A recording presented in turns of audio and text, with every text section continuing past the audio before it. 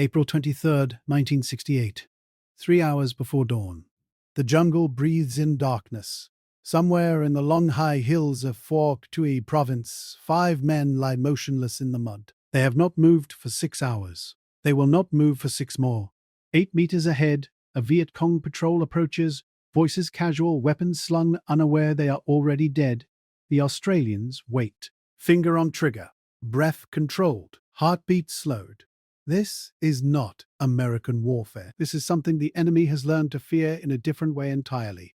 Before we reveal what happened in those next 15 seconds, subscribe to Vietnam War Records, hit the notification bell, and join us as we uncover the classified tactics that made the jungle itself turn against the Viet Cong. This is the story of why the enemy feared Australian SAS more than US Special Forces and the 10-meter rule that made survival impossible. The Vietnam War has been told 1,000 times, but always through the same: American helicopters cutting through morning mist, napalm strikes turning green canopy into hellfire, Marines charging through rice paddies under withering fire, rock and roll on armed forces radio, the thunder of rolling thunder, the chaos of Khe Sanh and the hot. These are the images burned into history, the narrative that defines how the world remembers Vietnam. But in the shadows of that war, in the deep jungle where helicopters rarely flew and artillery couldn't reach, another kind of warfare was being perfected. A warfare so quiet that men died without hearing the shot, so precise that entire patrols vanished with no survivors to tell the tale, so patient that the enemy called the men who practiced it ghosts, phantoms, creatures that could not be human because humans could not move through jungle without sound, could not kill without warning, could not watch for days without being seen. These were the Australians. Specifically, the men of the Australian Special Air Service Regiment, and the Viet Cong learned to fear them, with a dread that went beyond tactics, beyond firepower, beyond anything the most elite American units could inspire. This was primal fear. The fear of being hunted by something you could neither see nor hear until the moment it decided you would die. To understand why this fear existed, you must first understand what the Viet Cong and North Vietnamese Army expected from Western forces. By 1966, when the first Australian SAS squadrons deployed to Vietnam, the enemy had already developed a sophisticated understanding of American tactics. They knew the patterns. Americans moved in large units. They used helicopters for insertion and extraction, meaning their operations rarely extended beyond a few kilometers from landing zones. They called in artillery and airstrikes at the first sign of trouble, announcing their presence across entire provinces. They carried heavy equipment, moved during daylight when possible, and established defensive perimeters at night with claymore mines and noise discipline that was, by Australian standards, almost non-existent. American soldiers talked, smoked, heated rations, and generally operated with the confidence of men who knew overwhelming firepower was a radio call away. This is not a criticism. American doctrine was built on industrial warfare principles that had won the Second World War and held the line in Korea. It emphasized mobility, firepower, and the logistics trained to sustain both. American Special Forces, including the legendary MACV SOG teams and Navy SEAL units, were exceptionally brave and skilled. They conducted deep reconnaissance, prisoner snatches, and direct action missions that required extraordinary courage. But their doctrine, their training, and their cultural approach to warfare were fundamentally different from what the Australians brought to the jungle. The Australians arrived in Vietnam with a different military heritage entirely. The Australian and New Zealand Army Corps, the Anzacs, had forged their reputation in the trenches of Gallipoli, the deserts of North Africa, and the jungles of New Guinea and Borneo during the Second World War. Australian soldiers had learned jungle warfare fighting the Japanese in some of the most hostile terrain on Earth, places where technology meant little and infantry skill meant everything. They had learned patience from British commandos, aggression from their own Larkin culture, and an approach to the natural environment that came from a continent where nature itself could kill you as easily as any enemy. The Australian SAS, formed in 1957 and modelled on the British 22 SAS Regiment, inherited all of this and added something uniquely Australian: the bushcraft traditions of indigenous trackers, the self-reliance of men raised in the outback, and a national character that prized quiet competence over loud confidence. When these men arrived in Phuoc Tuy province in 1966, the Viet Cong had no reference point for what they were about to face. The Australian task force established its base at Nui Dat, a former rubber plantation in Phuoc Tuy province, southeast of Saigon.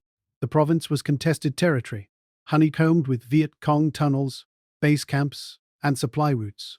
The dominant enemy force was the D445 Battalion, a provincial main force unit that knew every trail, every village, every hiding place in the region. They had fought the French, survived American operations, and controlled much of the countryside. They were confident, experienced, and deeply embedded in the local population. The arrival of the Australians was, at first, just another foreign presence to be endured, observed, and eventually outlasted. That assessment changed within months. The Australian SAS began conducting operations that the Viet Cong could not understand, could not predict, and could not counter. Patrols would insert into the jungle and disappear for 7, 10, sometimes 14 days without radio contact, without resupply, without extraction. They moved at speeds that seemed impossibly slow to American observers, sometimes covering only 500 meters in an entire day, but they moved without sound and without trace. When they set an ambush, they did not position themselves at a distance where superior firepower could compensate for numbers. They positioned themselves at a distance where no one survived to describe what had happened. This was the 10-meter rule, and it was the heart of Australian SAS ambush doctrine. The principle was brutally simple. You did not engage the enemy until you could see the individual expression on his face, until you could count the wrinkles in his uniform, until you were so close that even in the darkness, even in the densest jungle, you could achieve positive identification beyond any doubt and deliver fire with absolute precision. American ambushes were often set at 50 to 100 meters, sometimes more, maximizing the firepower advantage of M16s, M60 machine guns, and claymore mines. The Australian SAS preferred 8 to 10 meters, sometimes less. They would allow an enemy patrol to walk past their positions directly into the killing zone, so close that some SAS soldiers could later describe the smell of the men they killed. This required a level of discipline and nerve that was almost superhuman. Imagine lying in the mud, motionless, as armed men walk within a few feet of your position. Your finger is on the trigger, but you cannot fire. Not yet. The patrol commander has not given the signal. You watch as one Viet Cong soldier stops, lights a cigarette, the match flaring in the darkness not 3 meters from where you lie. He stands there, smoking, while his comrades move past, while your heart hammers in your chest, while every instinct screams to open fire, to break the tension, to do something, anything, but you do not move. You do not breathe loudly. You wait. Because the ambush doctrine demands that every man in the enemy patrol must be inside the killing zone before the first shot is fired. If even one man is outside that zone, he might escape. He might report your position, your numbers, your direction of travel. And the next time, the enemy will be ready. The Viet Cong were not ready. Not for this. In September 1966, an Australian SAS patrol established an ambush position along a trail in the long high hills, a jagged range of jungle-covered peaks that served as a Viet Cong sanctuary. The 4-man patrol had been in position for 9 hours, lying in carefully prepared hides, when a Viet Cong patrol of 7 men approached. The Australians waited. The VC were relaxed, talking quietly, moving through what they considered friendly territory. The lead man walked past the first Australian position, then the second, then the third. The patrol commander waited until the last VC soldier had entered the killing zone. The ambush was initiated with a single rifle shot, the signal, and within 3 seconds coordinated fire from 4 weapons cut down all 7 men. The Australians remained in position for another 30 minutes, watching, listening, ensuring no reinforcements were nearby. Then they moved in, collected intelligence from the bodies, documents, maps, photographs of enemy positions, and withdrew. The entire contact lasted less than 5 minutes. The patrol extraction occurred 2 days later, 30 kilometers from the ambush site. The Viet Cong who discovered the bodies had no idea where the ambush had been triggered from, how many attackers there had been, or which direction they had gone. All they knew was that 7 men had died in seconds, and none had fired a shot in return. This pattern repeated itself across Phuoc Chu province throughout 1967 and 1967. Australian SAS patrols would infiltrate deep into enemy-controlled territory, establish observation posts, and watch. They watched supply routes, base camps, and rest areas. They counted men, noted equipment, recorded times and patterns. Sometimes they would observe for days without making contact, radioing intelligence back to headquarters, enabling larger conventional forces to plan operations based on real-time enemy movements. Other times, When the target was right and the tactical situation favorable, they would set an ambush, and when they did, the results were almost always the same. Total surprise. Devastating fire. No survivors. The psychological impact on the Viet Cong was profound. Captured documents from 1968, retrieved after a conventional Australian infantry operation overran a VC base camp, included tactical guidance from D445 Battalion headquarters to subordinate units. The document, translated by Australian intelligence, included specific warnings about Australian forces. It noted that Australian soldiers were different from Americans. They moved differently. They did not use helicopters as frequently. They did not call in artillery at the first sign of contact. They were patient, quiet, and exceptionally dangerous at close range. The document advised VC cadres to avoid contact with Australian patrols when possible and to report their presence immediately to higher command. This was extraordinary. The Viet Cong, who had spent years perfecting ambush tactics against French and American forces, were now being warned to avoid ambushes set by the enemy. The question is why? Why were the Australians so effective at this particular type of warfare? The answer lies in a combination of training, culture, doctrine, and individual skill. Australian SAS selection was among the most rigorous in the world. The course lasted 21 days and was designed not to test physical strength alone, but to identify men with the mental resilience to operate in small teams under extreme stress for extended periods. The failure rate was high. Those who passed entered an intensive training program that emphasized self-reliance, navigation, survival, and small unit tactics. Jungle warfare training took place at the Canungra Jungle Training Centre in Queensland, where the rainforest environment closely replicated the conditions in Vietnam. Here, soldiers learned to move through jungle without creating noise, to navigate by terrain association rather than constant compass checks, to recognize signs of enemy presence from broken vegetation to disturbed ground, to the smell of cooking fires. They learned to live on minimal rations, to sleep in the rain, to endure leeches and insects and heat. They learned that comfort was not a right, but a luxury, and that survival depended on discipline, patience, and attention to detail that bordered on obsession. But training alone does not explain the difference. Many American Special Forces soldiers underwent similarly rigorous training. The real difference was cultural and doctrinal. Australian military culture, inherited from British Commonwealth traditions and shaped by the Anzac experience, emphasized quiet professionalism over bravado. There was an expectation that competent soldiers did not need to advertise their skills. The phrase tall poppy syndrome, the Australian tendency to cut down those who boast or show off, meant that the most effective soldiers were often the quietest. This translated into tactical behavior in the field.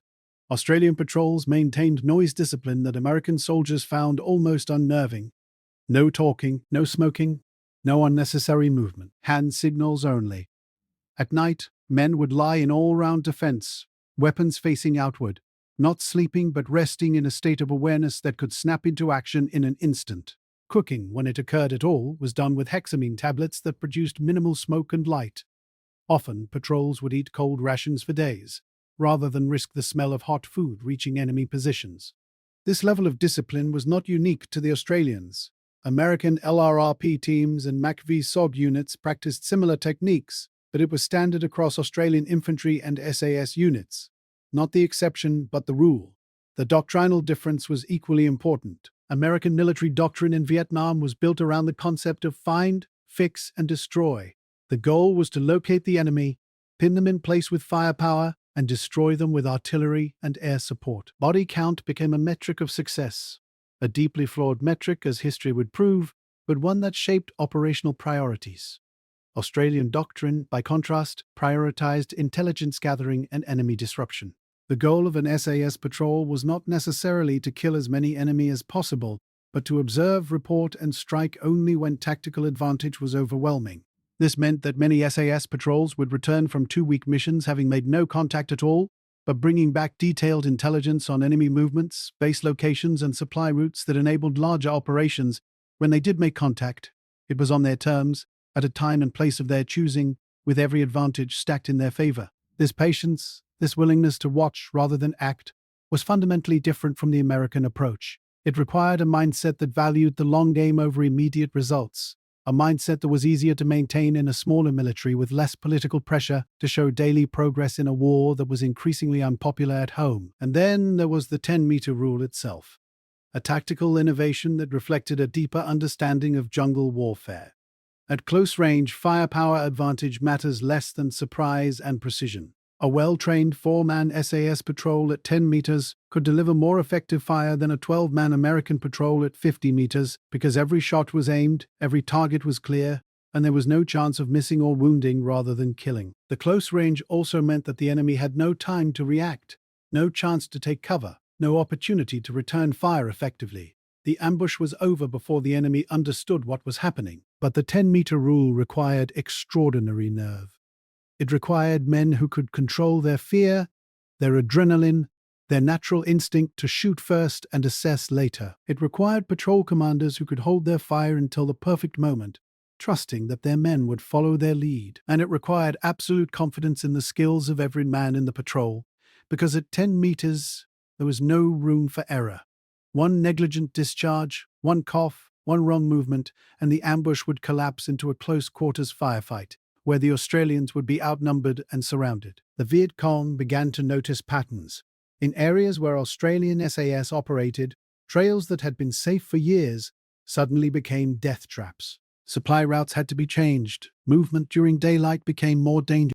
VC cadres started reporting a phenomenon they could not explain. Camps would be found abandoned, as if the occupants had left in a hurry, but there would be no sign of an attack, no shell casings, no blood, nothing. Only later would they realize that the camps had been under observation, that Australian patrols had been watching from the jungle, counting men and weapons, waiting for the right moment to call in an airstrike or artillery mission, or simply reporting the location so that a larger infantry operation could sweep through days later. The VC also noticed that when Australians set an ambush, there were rarely survivors. This was unusual. American ambushes often resulted in wounded enemy soldiers who could be recovered and later provide information about the attack.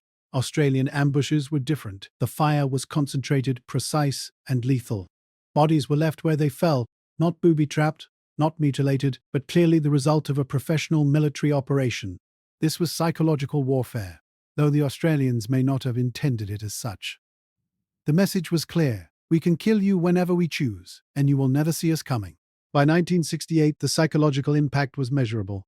North Vietnamese Army intelligence officers analyzing operations in the southern provinces identified Australian units as particularly dangerous and advised NVA units moving through Phoc 2 to avoid contact when possible. This was a remarkable admission. The NVA, a disciplined and experienced military force that had fought for decades, was advising its soldiers to avoid contact with a relatively small contingent of foreign troops. The reason was not firepower. The NVA had faced American B-52 strikes, naval bombardment, and massed artillery.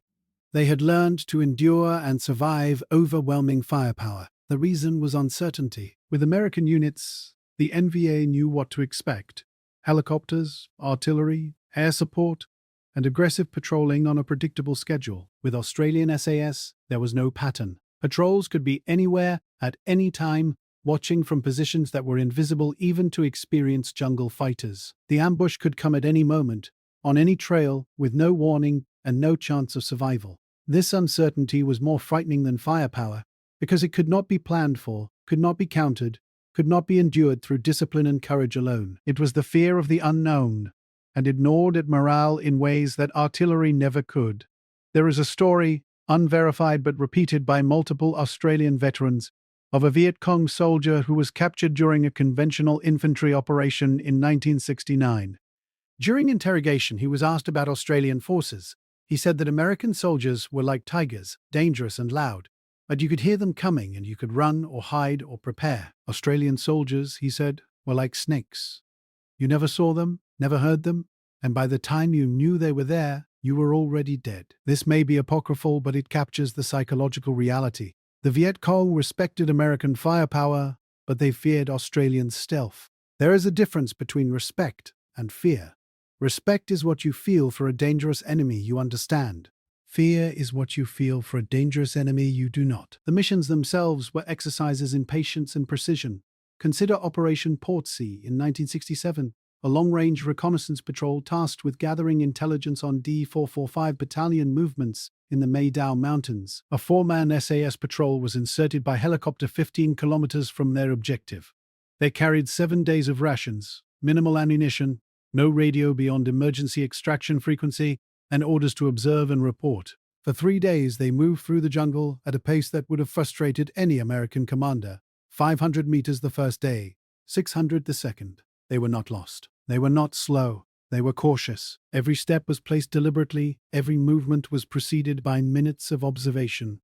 They used animal trails when possible, avoiding human paths. They stopped frequently to listen, to watch, to ensure they were not being followed. On the third day, they located the enemy. A company-sized element of VC, perhaps 100 men, was camped in a valley. The patrol moved to within 200 meters of the camp, an agonizingly slow process that took 6 hours to cover a distance an American patrol might have rushed in 30 minutes. They established an observation post in thick vegetation on a ridgeline overlooking the camp, and then they watched. For 2 days, they watched. They counted men. They noted weapons, heavy machine guns, mortars, rocket-propelled grenade launchers. They observed routine. When sentries changed, when men went to collect water, when cooking fires were lit, they did not make contact. They did not call in artillery. They simply watched and recorded. On the 5th day, they withdrew, moving just as slowly and carefully as they had arrived. They reached their extraction point on the 7th day and were pulled out by helicopter. The intelligence they provided enabled a battalion-sized operation 2 weeks later that resulted in significant enemy casualties and the capture of a major supply cache. The 4-man patrol had spent a week in enemy-controlled territory, had been within a few hundred meters of a superior force, and had never been detected. This was the essence of S operations: patience, stealth, and intelligence over immediate action. But when action was required, it was swift and terrible. In March 1969, another SAS patrol was moving through the long high hills when they intersected a fresh trail, showing signs of recent use: broken branches, footprints in soft earth, disturbed vegetation. The patrol commander made the decision to set an ambush. The 4 men moved off the trail and established positions in thick cover, weapons oriented toward the kill zone. They waited. 1 hour, 2 hours. The jungle was silent, except for the sounds of insects and distant birds. Then, voices. Faint at first, then louder. The patrol commander counted 7 men. Viet Cong, not any VA, identifiable by their mix of uniforms and civilian clothing. The VC were moving casually, talking, 1 man smoking. They were not expecting trouble. This was their territory. The lead man entered the kill zone. The patrol commander did. He waited. The 2nd man entered. The 3rd. The 4th. The 5th. Still no signal. The 6th man entered the zone. The 7th was just stepping into the open area when the patrol commander initiated the ambush with a single shot from his L1A1 self-loading rifle. The other 3 Australians fired in the same instant, a coordinated volley that had been practiced 1,000 times in training. 7 men fell in less than 3 seconds. The Australians remained in position, weapons trained on the bodies, watching for movement, listening for reinforcements. 30 seconds passed. 2 minutes. Nothing, the patrol commander signaled. 2 men moved forward to check the bodies and collect intelligence while the other 2 provided cover. Documents were found: maps, photographs, a notebook with names and locations. The patrol withdrew, moving perpendicular to the trail, then doubling back to confuse any trackers, then moving in their intended direction of travel. They covered 3 kilometers before establishing a temporary position to rest and observe. No pursuit was detected. The mission continued for another 4 days before total Australian casualties 0. Total enemy casualties 7 confirmed. Intelligence gathered, high value. This was not luck. This was doctrine, training, and skill applied with precision. The Americans respected this. There was no rivalry, no sense that the Australians were showing anyone up. American officers who worked with Australian SAS units consistently praised their professionalism and effectiveness. Some American units began adopting Australian techniques, particularly the LRRP teams and MACV-SOG units that operated in similar roles. Cross-training programs were established. Australian SAS soldiers instructed American personnel in tracking, counter-tracking, and ambush techniques. American soldiers taught Australians about helicopter operations, close air support coordination, and the use of advanced communications equipment. It was a mutual respect built on shared hardship and a common enemy. But the doctrinal differences remained. The American military was too large, too technologically oriented, and too politically constrained to fully adopt the Australian approach. Body count metrics, political pressure for visible results, and the sheer scale of operations meant that patience and stealth could only be priorities for specialized units, not the force as a whole. The Australians, operating as a smaller contingent with less political oversight and a different national temperament, could afford to prioritize quality over quantity, long-term intelligence over short-term results, and stealth over firepower. The VC response to Australian tactics evolved. They increased sentry rotations in areas where Australians operated. They moved faster through danger zones, spending less time in the open. They reduced the use of campfires and tried to minimize noise. They laid more booby traps and improvised explosive devices along trails. But these measures were reactive and often ineffective. You cannot outrun a patient. You cannot out-stealth soldiers who have made stealth their religion.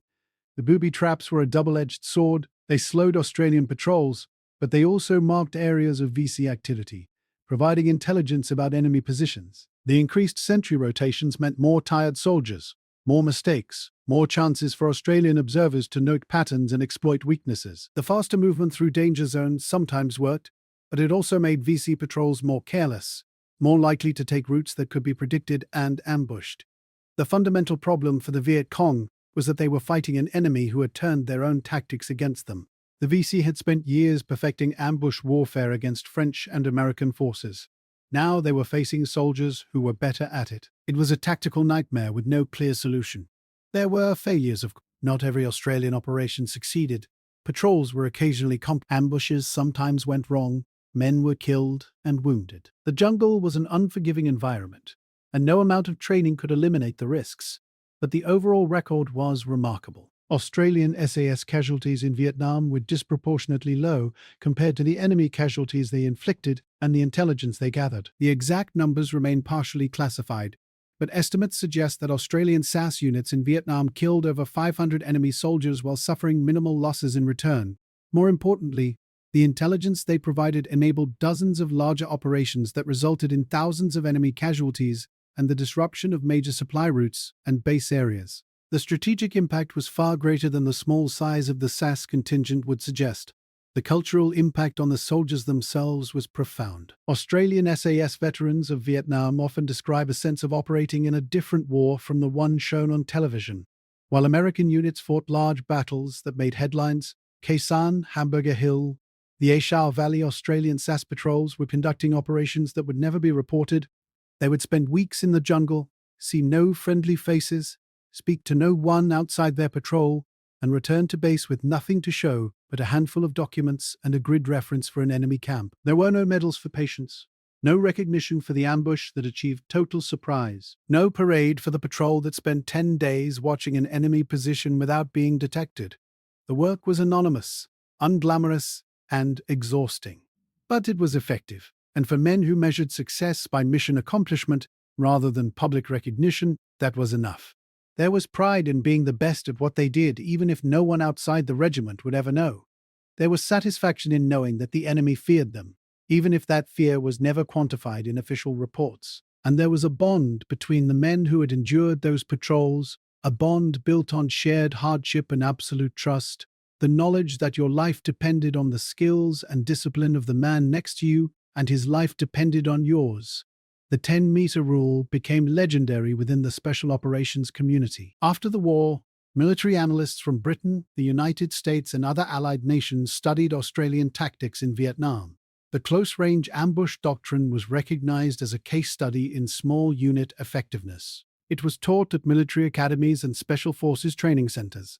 The principle was simple, but the execution required a level of training and discipline that few units could achieve. The rule was not about bravado or taking unnecessary risks. It was about maximizing effectiveness while minimizing the chance that any enemy would escape to report your position. At 50 meters, even well-trained soldiers can miss in the stress of combat. At 10 meters, every shot counts. At 50 meters, an enemy has time to dive for cover, to return fire, to call for help. At 10 meters, the fight is over before it begins. The rule reflected a deeper understanding of how ambushes succeed. Or surprise is the most important element. Firepower is second. Surprise at close range, combined with coordinated fire and strict discipline, is nearly unstoppable. The Australians proved this repeatedly, and the Viet Cong learned the lesson in blood. By the time Australian forces began withdrawing from Vietnam in 1970 and 1971, they had established a reputation that would outlast the war itself. In the post-war years, as Vietnam was reunified under communist rule, veterans from the North Vietnamese Army and Viet Cong occasionally spoke about their experiences to historians and journalists. Some of these accounts mentioned Australian forces specifically. One former VC commander, interviewed in the 1990s, was asked about the different foreign forces he had fought. He spoke about the Americans with a kind of weary respect. They had firepower and determination, he said, and they inflicted heavy casualties, but they were predictable. You could learn their patterns, avoid their strengths, and exploit their weaknesses. When asked about the Australians, his answer was different. He said that fighting the Australians was like fighting ghosts. You never knew when they would strike, and when they did, there was no warning and no mercy. He said that his men hated going into areas where Australians operated, not because of firepower, but because of the fear. The fear of being watched, the fear of walking into an ambush that you would never see until it was too late. This fear, he said, was worse than anything the Americans had done. This is the legacy of the Australian SAS in Vietnam. Not the most heavily armed, not the most technologically advanced, but perhaps the most feared, man for man, patrol for patrol, ambush for ambush. They brought a style of warfare that was old and new at the same time. Old in the sense that it relied on infantry skills, fieldcraft, and personal courage. New in the sense that it applied these skills with a level of precision and discipline that was revolutionary. They proved that in the jungle, patience was more valuable than firepower. Stealth was more effective than technology, and a four-man patrol that could remain undetected for 2 weeks was more dangerous than a company that announced its presence with every step. The 10-meter rule was the embodiment of this philosophy. It was not about killing more enemy. It was about killing the right enemy, at the right time, in the right way, so that no one escaped to warn others. It was about turning the jungle into an ally, using its concealment and its silence to become invisible, untouchable, and lethal. And it worked. The Viet Cong feared Australian SAS patrols more than they feared American firepower, because firepower could be endured, but the fear of invisible death could not. As the war ended and the Australians went home, the jungle returned to silence. The trails that had been death traps became ordinary paths again. The base camps that had been under constant observation were reclaimed by the Viet Cong and then by the victorious North Vietnamese Army. The rubber plantations grew wild. The fire base at Nui Dat was abandoned, dismantled, and eventually reclaimed by vegetation. The war moved into history, into memory, into the debates and recriminations and revisions that always follow. But the men who had been there, on both sides, carried the memory differently. For the Australians, there was pride in a job done well under impossible conditions. Pride tempered by loss and by the knowledge that the war had been futile in the end, that all the skill and courage and sacrifice had not changed the final outcome.